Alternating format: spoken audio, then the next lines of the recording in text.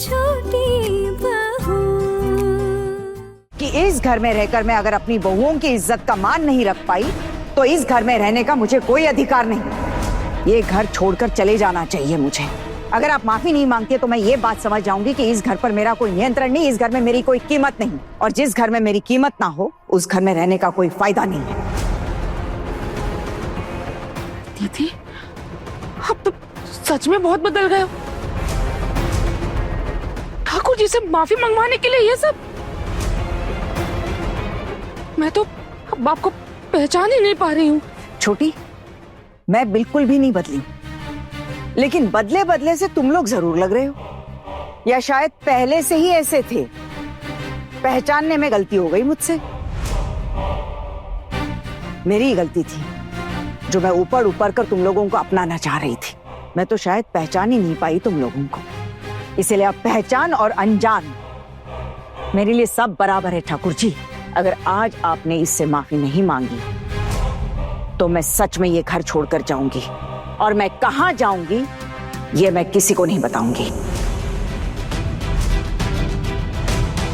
माँ, आप ऐसा क्यों बोल रही हैं? माँ,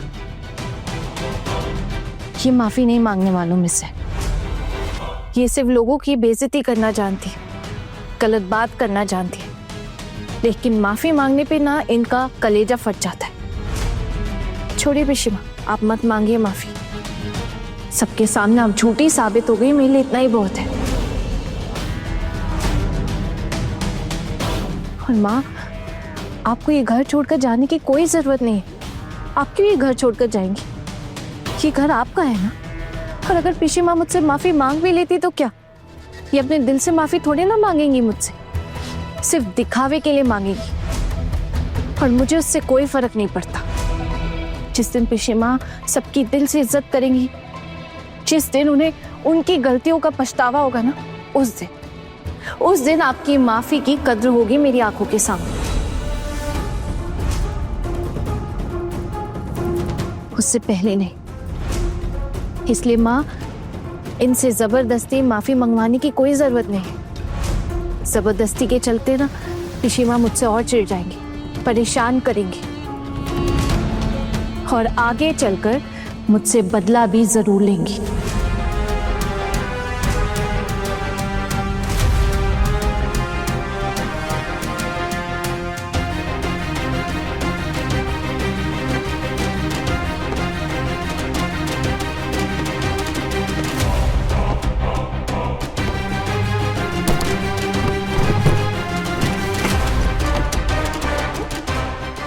ठीक है ठीक है, वो अपने मकसद में कामयाब होकर ही लौटना।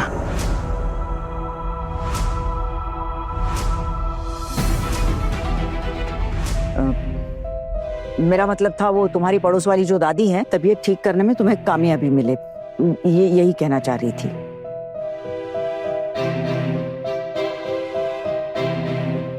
आशीर्वाद दीजिए माँ, मैं जिस काम के लिए जा रही हूँ उसमें मुझे कामयाबी मिले, ताकि आप लोगों का सर ऊंचा कर सकूं मैं। आती हूँ टुकुन दादा, दीदी आती हूँ। देख छोटू, देख, तुझे पाल पोस कर बड़ा किया मैंने, और तेरी बीवी सबके सामने मेरा अपमान कर रही है। अरे बुला ले मुझे अपने पास, मुझसे अब सहा नहीं जाता। या तो फिर मेरे पोल्टू को इतनी बरकत दे दे कि हम लोग इस घर से कहीं और जा सके। मुझसे और बेइज्जती बर्दाश्त नहीं हो रही है।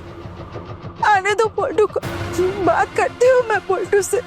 इस तरह बेइज्जत होकर यहाँ तो नहीं रह सकते ना।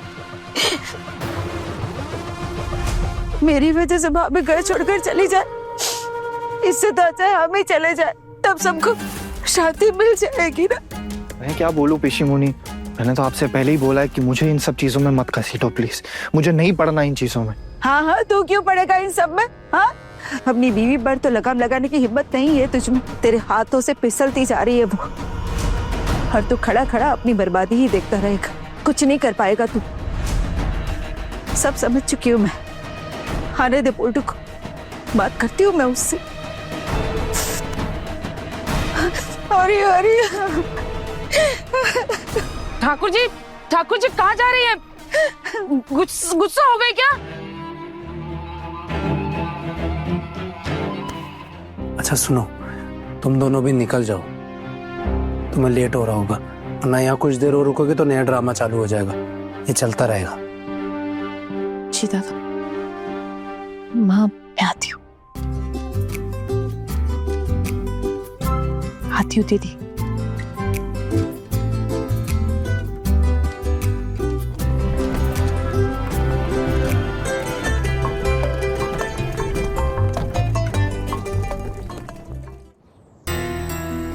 जमाई जी ऐसे बाहर के बाहर क्यों चले गए आना? अरे तू क्या बोल रही है बेटा? तू एग्जाम देना चाहती है? नहीं। और तेरी सासू माँ को इसके बारे में पता भी है?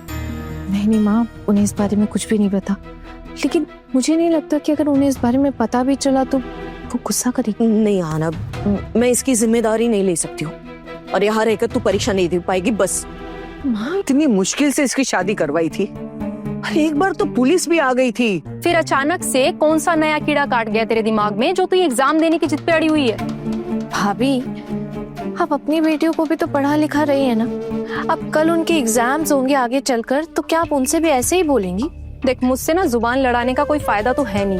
अब तू एकदम से बिना बुलाए मेहमान की तरह हमारे घर में आ धमकेगी तो थोड़ा तो सुनेगी ना।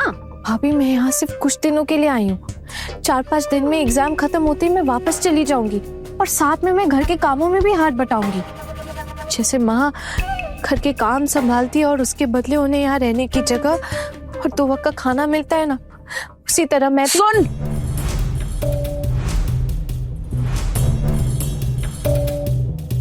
ज्यादा खरी खोटी सुनाने की जरूरत नहीं है। पता है हमें, बहुत अमीर घर की बहू बन गई है।